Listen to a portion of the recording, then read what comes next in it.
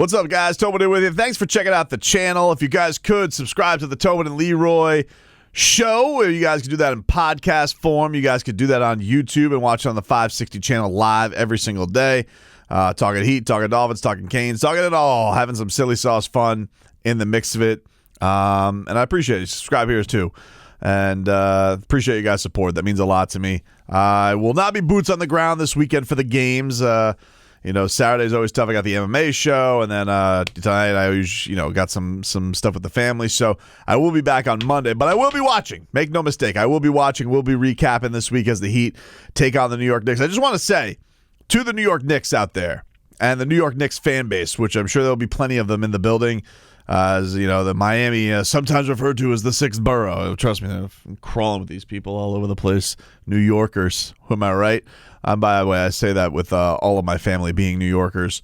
I mean this from the bottom of my heart, that even if the Heat is down right now and you're one of the hottest teams in the league, if it wasn't for the Milwaukee Bucks, I just want to say from the bottom of my heart, the New York Knicks can go to hell and can kiss my ass. Just so we get that out of the way. So when you guys are walking through the corridors today with your Spreewell jerseys or your John Starks jerseys with their pit stains, just let it be known, the New York Knicks can go to hell. All right, I just want that free and clear out in the ether right now as we get into it. So the big news appears to be Goran Dragić looks like he's heading to the Milwaukee Bucks, which if you just wanted to take one of those fire pokers, heat it up in some coals, and stab me right in the heart, that'll do it. Goran Dragić going off with Giannis arm in arm to possibly go win a ring. It does not make me feel good. And the fact that you are looking at two big parts of the Miami Heat's finals team, that gentlemen swept the Bucks out of the postseason in 2020, does not make me feel great. I mean, honestly, they have three because you got to, Myers Leonard just signed a second 10-day deal too. And so you're taking all these pieces, adding them on, and I'm just sitting here thinking like, man, Goran, Jay Crowder were just asking the Heat to love him. Just asking the Heat to love him. And Miami was like, not sure about that. Not sure if we're going to go that way. We're going to go the Kevin Love route, Jay Crowder. Take a hike. Jay Crowder was actively out here saying that he wanted to be on the Miami Heat. Goran Dragić was, will spend free time coming to Miami Heat games when he's not on the Heat. And I'm sitting here wondering when the hell Kyle Lowry, when he's ever going to play for the Miami Heat again. Because, I don't know. Here's the thing that made the Kyle Lowry thing really weird, honestly, was the fact that he was upgraded and then went to Philly and didn't play. That was the thing that was strange. Because, there were reports from, Anthony, Ira, multiple reports. They were saying like, yeah, Kyle Lowry, he's going to be out at least through February, probably into March. And so you're like, all right, so Kyle Lowry's going to be out a while. What's new there? But the fact that he was upgraded and then all of a sudden is like, nope, out, still no timetable for return. That's the thing that's concerning. I don't know what's going on with his knee. There is maybe it's a bone bruise. Maybe it's just something that just keeps getting re-aggravated. I don't know. I just know it's weird. I know it's weird that we get very little. All we got from Spo was like, he's progressing. So what's the next step in Kyle's recovery process as he gets closer to his return? Same process, yeah. Yep. And he's making progress. Which, what the hell does that? I mean, Spo is just, the injuries with the Heat, they keep it close to the vest. They don't like to let anything be known. The other thing is Jimmy Butler may not be able to go. He's on the injury report against the New York Knicks. I will say, though, there is even a part of me that looks at if Jimmy's out, because certainly, you don't want Jimmy really hurting something on that knee. You definitely, if you going to have a crack at this thing, you need Jimmy Butler, so you need to make sure that he is right. I almost feel like Tyler and Bam having the keys to the car for a couple days could almost be a good thing, because you can almost see Jimmy Butler going to that 2021 route where he's trying to will things himself. And sometimes you just need that from Jim VP. You really do. But I also think that there could be a level of, man, this could be maybe almost good for Tyler and Bam, because they need to both get right. They both need to get right from the offensive end of things. Bam was efficient in that last game, but let's be real. That game was dead on arrival. As soon as that second quarter hit, it was curtains for Miami. And then with Tyler, he's just in this funk right now, and I don't know what it is with him. I think this is one of those things where, he is a player where confidence is a very, very big deal. I think it's one of his superpowers. I really do. I think one of the things that makes Tyler Herro very special is that he loves and thrives in those big-time moments, especially at the end of games. I think we've seen his capability this year, hitting buzzer beaters, hitting game winners.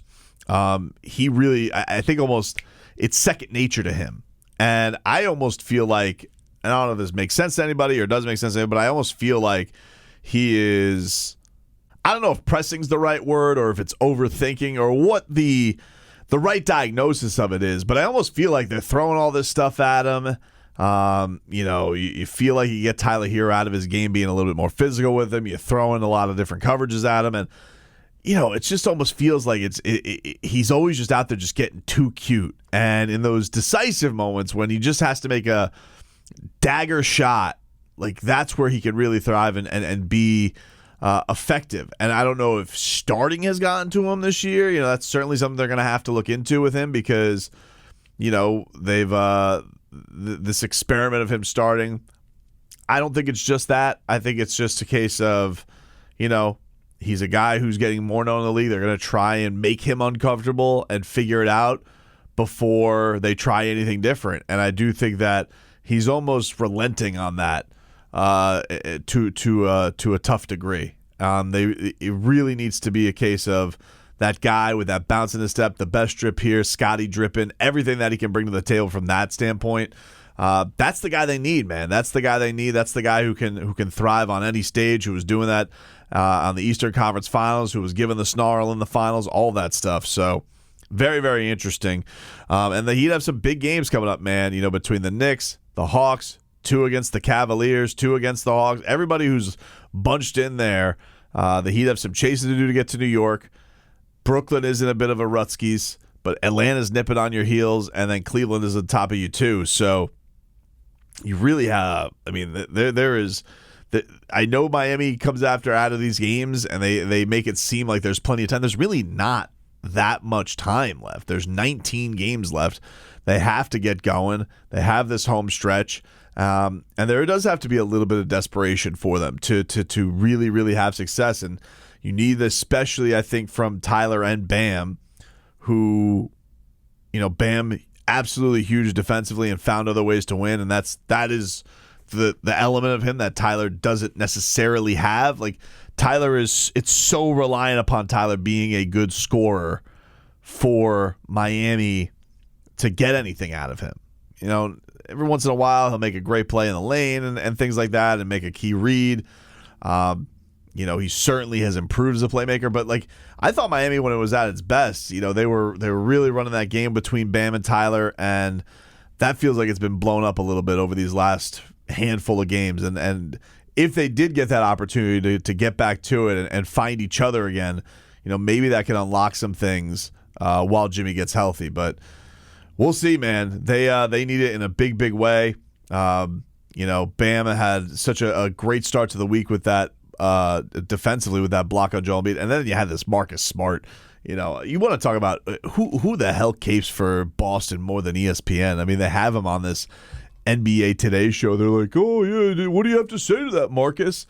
And he's like, yeah, and I blocked a shot. I'm like, what producer found that block from when Bam was 20 years old for Marcus Smart to throw back to? I didn't realize. Well, if we're gonna do ancient history, Marcus, what about when Bam Adebayo blocked Jason Tatum at the end of game 1 of the Eastern Conference Finals? A guy who's actually, a go-to guy that he has to stop, not some kid who was just finding his way into the rotation at the time. So aces by Marcus Smart there, and well done by ESPN, because heavens to Betsy, if anybody says anything negative about the Boston Celtics, they have to go, throw their body in front of it like a concerned parent if anybody were to say anything bad about the Boston Celtics. So I'm down that Goran's not coming to the Heat, but I'm even more down that, he's going to Giannis, possibly.